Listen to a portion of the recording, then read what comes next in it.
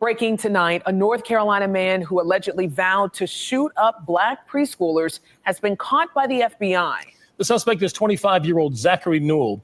Allegedly said he wanted to injure or kill 20 black children, among other violent and racist threats, in a comment on YouTube. Brian Trader's been following this from the Live Center. Brian? Now, I'll show you where this is all happening. It's in Carteret County, down to the coast in Newport, North Carolina. According to the FBI, 25-year-old Zachary Newell on August 26th and 27th posted racist, violent comments on YouTube, including one where he said he planned to shoot up a preschool, injuring or killing at least 20 black children.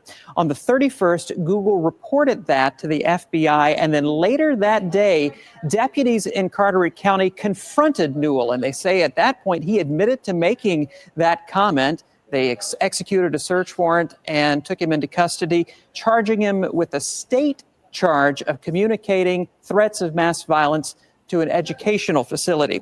No, he did not specify any particular preschool, and they say that he then posted bond and was released. Later that night, the FBI took Newell back into custody, and now he's facing a federal charge. If convicted, he could face up to 5 years in federal prison. All right. Peace and blessings. Peace and blessings. All praises due to the Most High. As Deuteronomy 28:50 says, there will be a nation of fierce countenance, which does not respect the elderly nor show favor to the young. And that's what we have when we have 25-year-old Zachary Newell, a grown man, threatening on YouTube to shoot up a black school. Now, it said that he made the post from his YouTube account. Google messed around and sent the messages out, and they identified him. His YouTube account was called Commentators Hate Me. And when they looked that up, they identified the account as belonging to Newell. Now, once again, what's disturbing to me in this incident, that when the people in Carteret County, Newport, North Carolina, which is about an hour and a half away from where I stay, they identified him and they charged him with a charge that he was able to bond out from. Now, I don't know if communicating mass threats is a felony or a misdemeanor, but whatever it was, he was able to get out on that charge. Now, if the FBI would not have came, who's to say that he wouldn't have carried out that direct threat?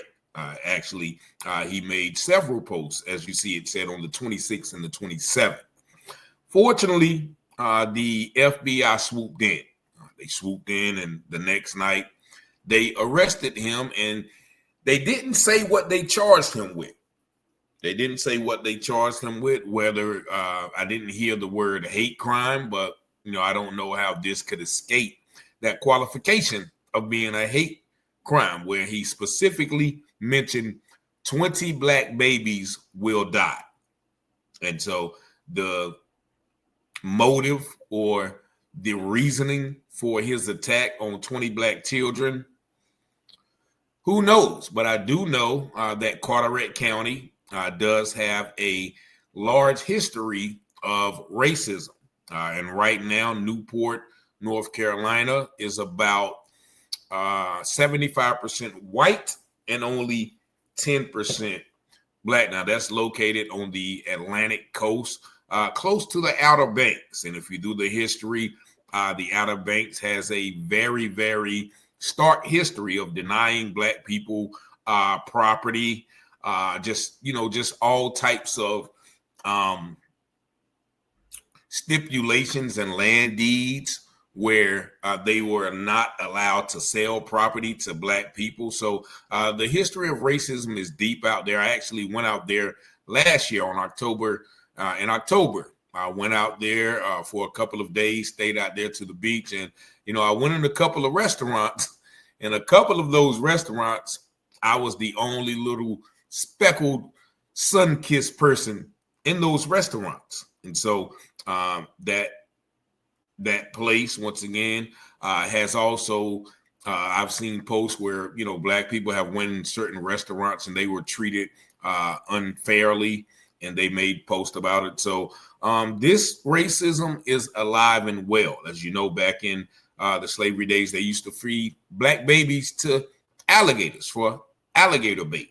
They used to take pregnant women and cut the babies out of their stomach. They used to wrench newborn babies away from their mother and sell them off. So this disregard for black babies once again goes deep into the fiber, into the history of the United States of America. And just like I've mentioned in several other videos, the DNA passed down through generations sometimes exerts itself, sometimes explodes into the descendants of those people who did that.